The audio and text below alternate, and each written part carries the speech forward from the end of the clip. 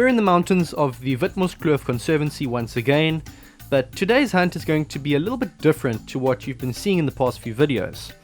We've headed up to a lookout point early with the aim of trying to ambush either a big fallow buck or a big mountain reedbuck ram.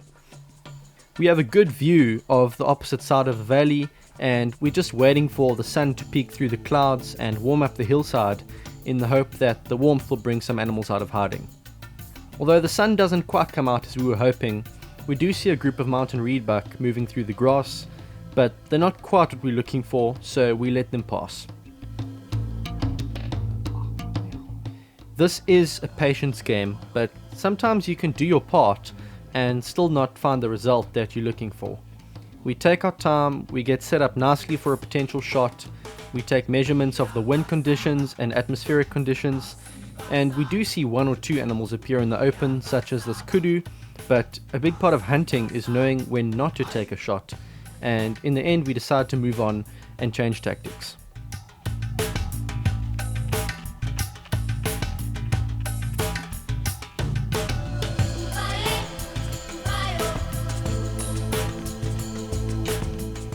We spot a large group of fallow deer hinds running along the hillside, and when one of them stops nicely at about 350 yards, Johan decides that he wants to take her home for dinner. It's quite windy, so the kestrel comes out, the ballistics calculator is put to use, but in the end it just takes a little bit too long and she gets away from us.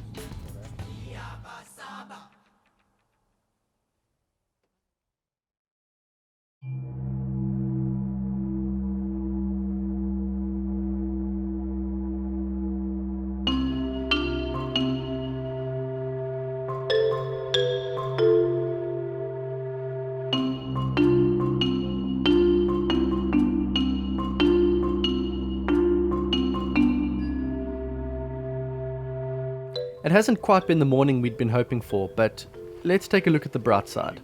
We're in a beautiful part of the world, the sun is out, and we just happen to have some food with us.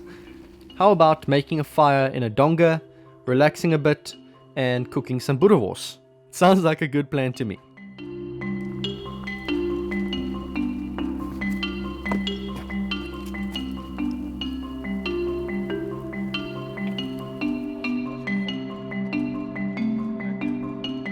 Now this is what it's all about.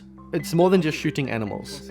In my opinion, the memories made around the fire are just as good as the memories made with rifle in hand, especially when you can smell the meat from a previous hunt cooking right in front of you.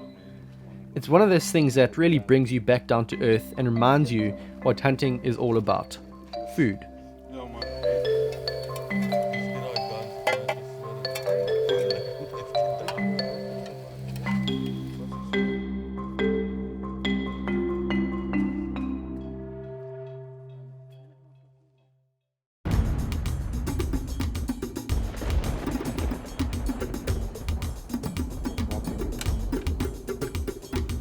After lunch, we head out once more with a fresh sense of optimism, and with the sun now out in full force, we begin to see animals everywhere. At first, it's just a few fallow deer, but eventually we see a mountain reedbuck ram standing a few hundred meters away, and Hein decides to take a shot with his 6mm dasher.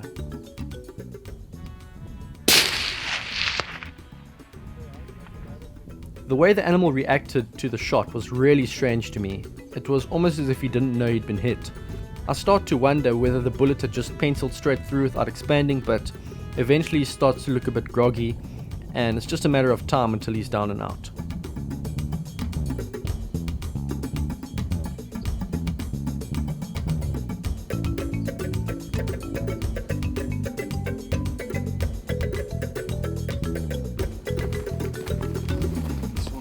It was great to get our first animal down for the day, and while analysing the body for shot placement and bullet performance, we actually managed to find the bullet lodged in the skin, which is pretty cool.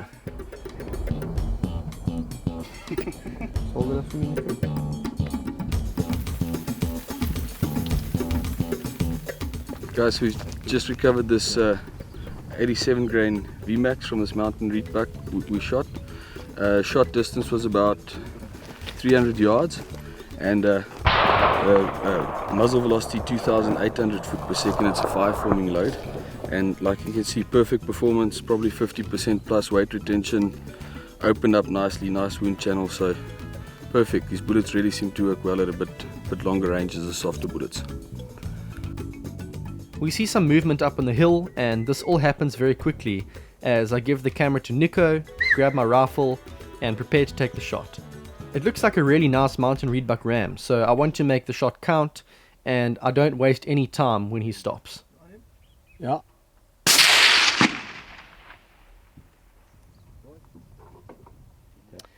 I'm really happy with that. Not quite sure what the distance was, but it was close enough to just kind of hold a little bit higher than I would have held at 100, and taken the shot, and he fell down beautifully. So I'm really happy with that. It's another first of the species.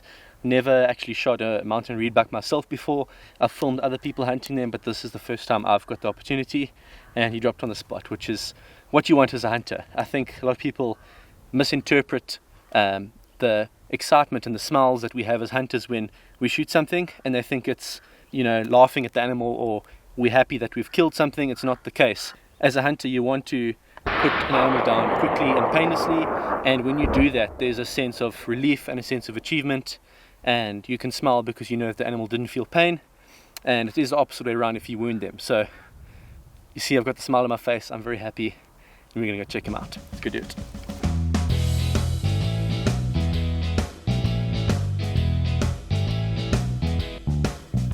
Oh, look at that, eh?